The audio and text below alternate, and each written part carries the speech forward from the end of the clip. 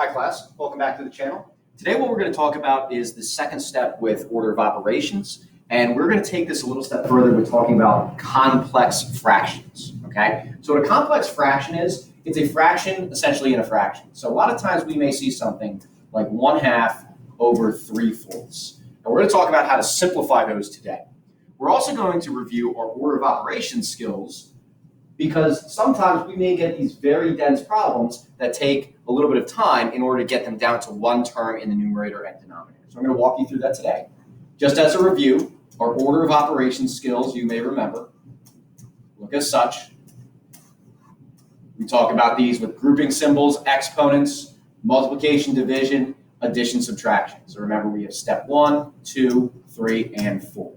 I put a reminder up here, order of operations, when we get to step 3, multiplication, division, we go from left to right. Same thing with addition, subtraction, left to right. Okay? So my goal here in looking at any of these problems, when there's multiple terms in the numerator and denominator, is to make them one term.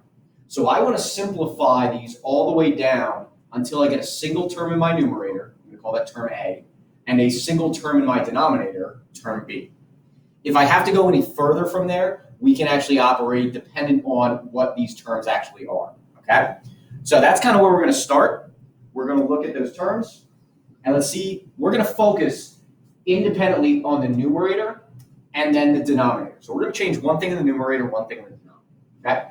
The numerator here, I have a 1/5 raised to the second power, which that physically means, we remember our exponent rules, 1/5 times 1/5. Now, again, I don't have any other grouping symbols in here or nothing inside this grouping symbol, these parentheses, to simplify. So that's why I'm going to my exponents next. So that's why I'm over here. Okay? So that will simplify. I just multiply straight across. 1 times 1 is 1. 5 times 5 is 25. That whole fraction becomes 1 over 25. Now, notice what I did in the next piece. I actually came down here and I actually simplified. I put the fraction bar right in. Okay?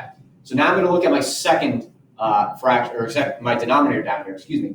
Now I'm going to go through my order of operations again. Do I have grouping symbols? I don't. Do I have exponents? Ooh, we do. We have this 3 squared. Again, 3 squared is 3 times 3, which is 9, and then 9 plus 7. I'm just going to change one thing in my numerator, one thing in my denominator every single time to kind of organize my work. Okay? And then I finish that up from there. 9 plus 7 is 16. And this is where we get into that complex fraction piece. So right now, order of operations are done. We actually have to start figuring out what the complex fraction would be in this case, because it is improper to have a fraction within a fraction. Okay? But here's what we do know. We know a fraction is actually a division problem.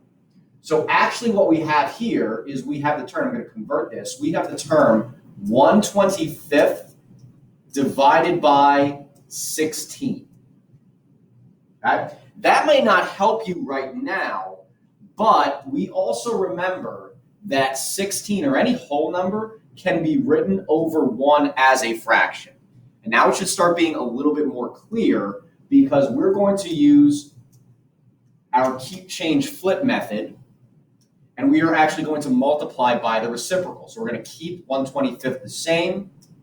We're going to change division to multiplication, and we're going to flip. We're going to make this the reciprocal, the flip of 16 over 1, which becomes 1/16. And now it's just a matter of seeing if we can cross reduce, which we can't. There's no other factors other than 1. So then we just multiply straight across. 1 times 1 is 1. 25 times 16 is 400. Final solution, 1 over 400. We're going to go to a second example right now. What happens if you have a fraction over an improper fraction, or excuse me, an improper fraction over a mixed number? Not much different, okay? What we want to do is first, we want to see if we can reduce either of these, which we can't reduce negative 17/6, but we can reduce 4/6. This is actually 4 2/3. And now we're going to use that check mark method. We're going to make that into an improper fraction. So we have our numerator is negative 17/6 over our denominator. 4 times 3 is 12, plus 2 is 14 over 3. And now we've gotten that down to that goal where we have A over B, single term, Because they're both fractions and we can't have a fraction and a fraction, we're going to use our division. So we're going to come up here, we're going to write negative 17/6,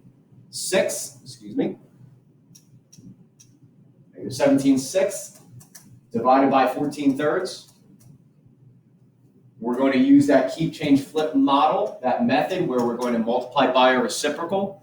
So we're going to keep negative 17/6 the same, change division to multiplication, and then make this 3/14. That's our reciprocal.